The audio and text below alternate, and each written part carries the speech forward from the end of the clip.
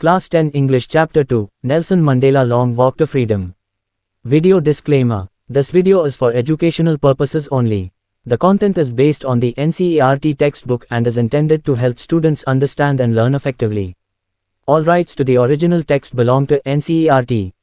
Introduction. Hello and welcome to StudyGenius IQ.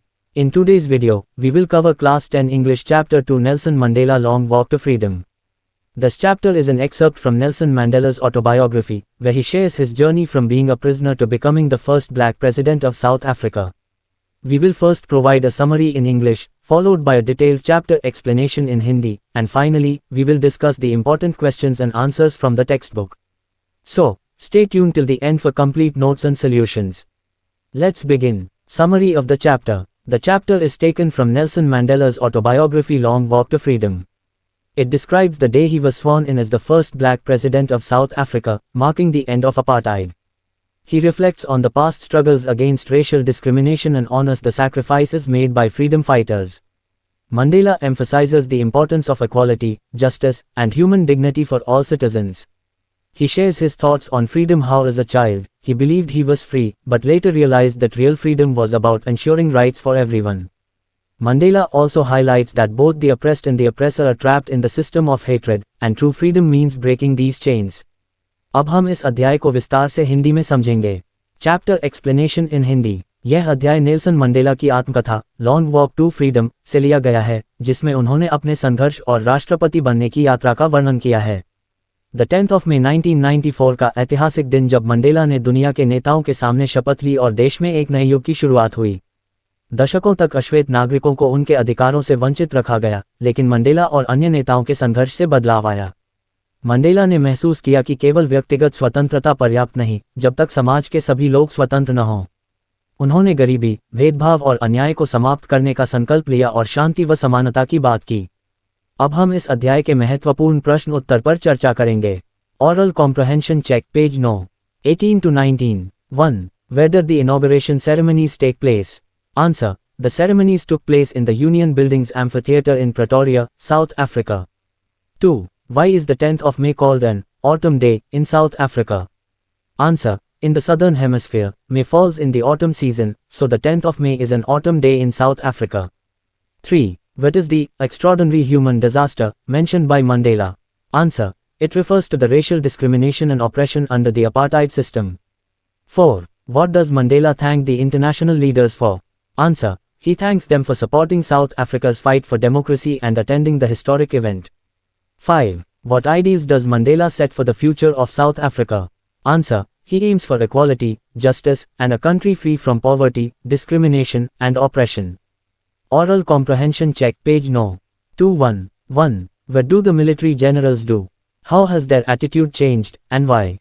Answer. The military generals salute Nelson Mandela, showing their loyalty to the new democratic government. Earlier, they supported the apartheid regime, but now they have accepted the change. 2. Why were two national anthems sung? Answer. Two national anthems were sung to symbolize unity in the end of racial divisions, one for the black citizens and one for the whites. 3. How does Mandela describe the systems of government in his country, I, in the first decade, and E, in the final decade, of the 20th century? Answer. First decade, South Africa had a racist government where white supremacy dominated. Final decade, the country transitioned into a democracy that recognized equal rights for all. 4. What does courage mean to Mandela? Answer. Courage, according to Mandela, is not the absence of fear but the ability to overcome it. 5. Which does he think is natural, to love or to hate? Answer. He believes that love is more natural than hate, as no one is born with hatred. Oral comprehension check page 9. 2.4. 1. What twin obligations does Mandela mention?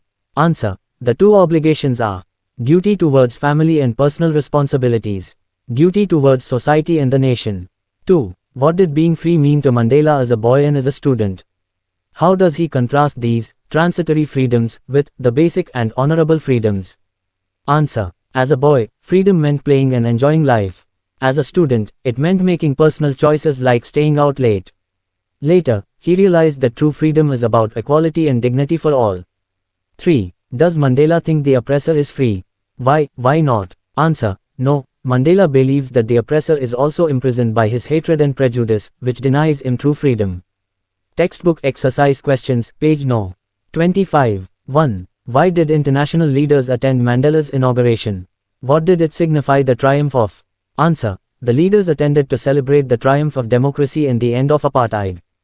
2. What does Mandela mean when he says he is simply the sum of all those African patriots who had gone before him? Answer. He acknowledges that his success is due to the sacrifices made by previous freedom fighters. 3. Would you agree that the depths of oppression create heights of character? How does Mandela illustrate this? Answer. Yes, extreme oppression led to the emergence of strong leaders like Mandela, Oliver Tambo, and Walter Sisulu. 4. How did Mandela's understanding of freedom change with age and experience? Answer. Initially, he thought of freedom as personal choices, but later, he realized that real freedom is about the rights of all people. 5. How did Mandela's hunger for freedom change his life? Answer. His hunger for freedom transformed him from a law-abiding citizen to a revolutionary leader, fighting for equality. Think about language, page no. 25 to 26. 1. Verb-noun pairs. In this chapter, some nouns are formed from verbs by adding suffixes like "-in" or "-ment". Here are some examples. Rebel, rebellion. Constitute, constitution. Govern, government. Resist, resistance. 2. Definite article with proper nouns. The chapter uses the before proper nouns to refer to people of a particular type. Example. The Oliver Tambos, the Walter Sisulus of our time. This means many leaders like Oliver Tambo and Walter Sisulu, not just them individually.